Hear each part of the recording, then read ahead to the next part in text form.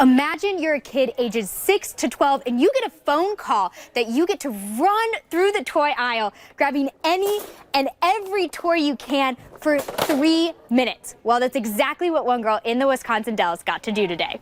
The hearings lasted until just after midnight this morning, and only one of the 8 measures will not be moving forward today. That is a controversial proposal that would have changed the date of the 2020 presidential primary and would have cost the state millions of dollars. Here, if you follow this trail all the way to the end, that's where you're going to get to a Wisconsin Department of Natural Resources scenic area that allows people to swim in the river. That's where the Sauk County dive team dove into the Wisconsin River to start looking for the child. I'm standing in just the start of this floodwater.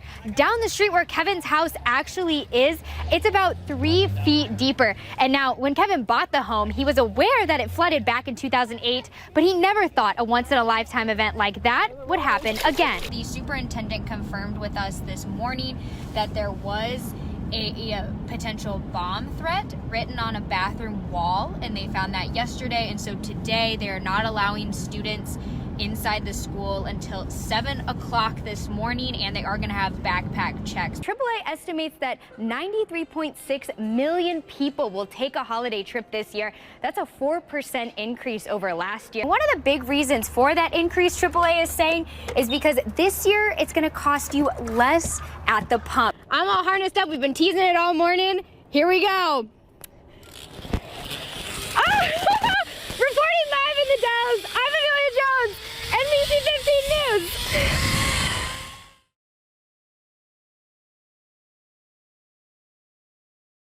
As a mother of 4, Alexa Rogers thought she knew what she was getting herself into when she found out she was expecting baby number 5.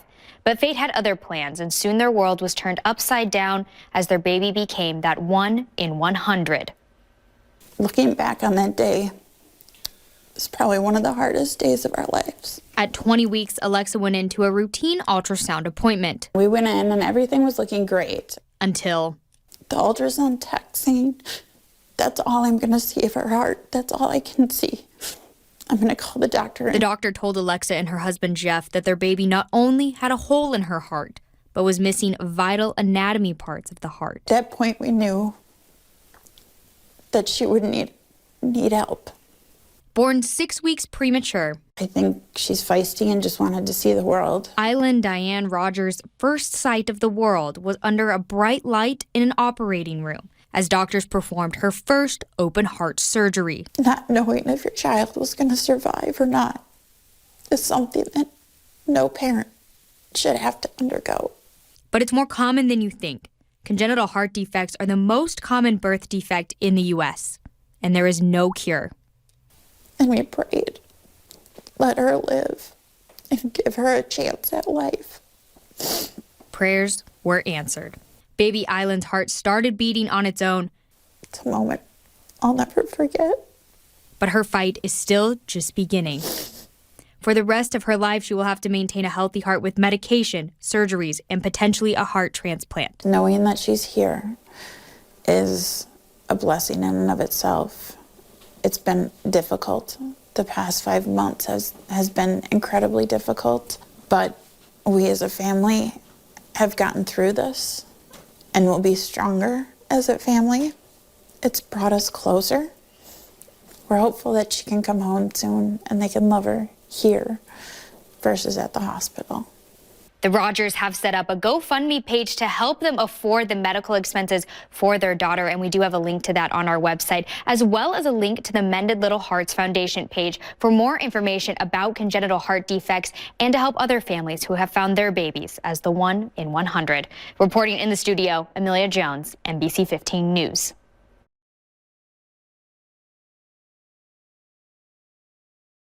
It's the thrill of fear.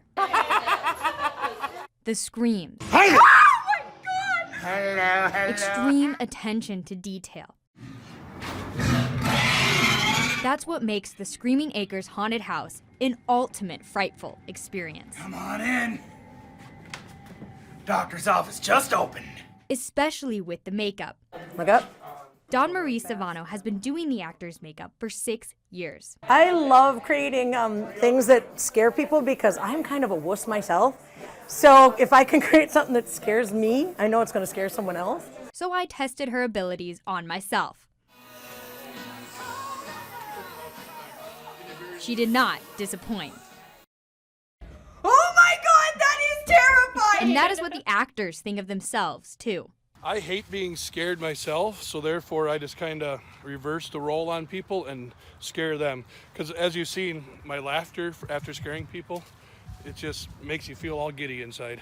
After all the prep work, Screaming Acres creator Jacob Oakster sits down for a quick meeting. Everyone just be alert, be safe, have fun, and we will see you guys for dinner at the end. So we'll keep this high energy going through the weekend, and we only have a couple nights left, so. Then the haunting begins. All right, since you're going in, goodbye, have fun, good luck, ladies. Bye-bye. So if you're ready to scream, You better get ready. feel that thrill of fear, I bet you thought you were rid of me! and scream some more,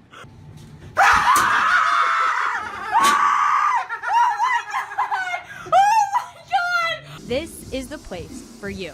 Exhilarates you, get your heart pumping. It's almost like a workout, you know, but just not knowing, and the fear factor is just exciting. I love it. Oh yeah! See? Reporting in Madison, Amelia Jones, NBC 15 News.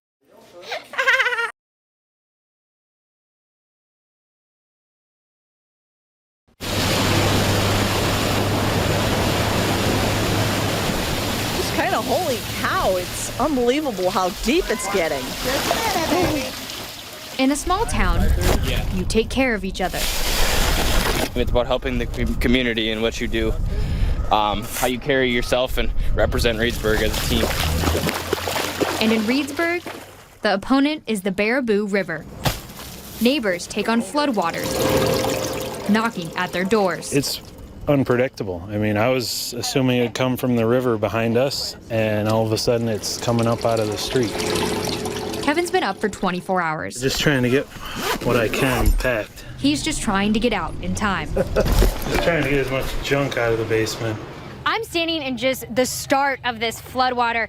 Down the street where Kevin's house actually is, it's about 3 feet deeper. And now, when Kevin bought the home, he was aware that it flooded back in 2008, but he never thought a once-in-a-lifetime event like that would happen again. They said 100-year flood, so I'm going, well, flooded in 08, so I'm good until, in 100 years. Well, it's been 10 years now, and last night at 9 p.m., I had an officer handing me paperwork saying to plan on an 08 flood again. Something no one planned on, but it's here. All these houses went under 10 years ago. You hate to see them getting damaged again. As the water keeps rising, Kind of craziness. this small town keeps fighting. We did what we could, and now we'll just hope and pray for the best for now. In Reedsburg, Amelia Jones, NBC 15 News.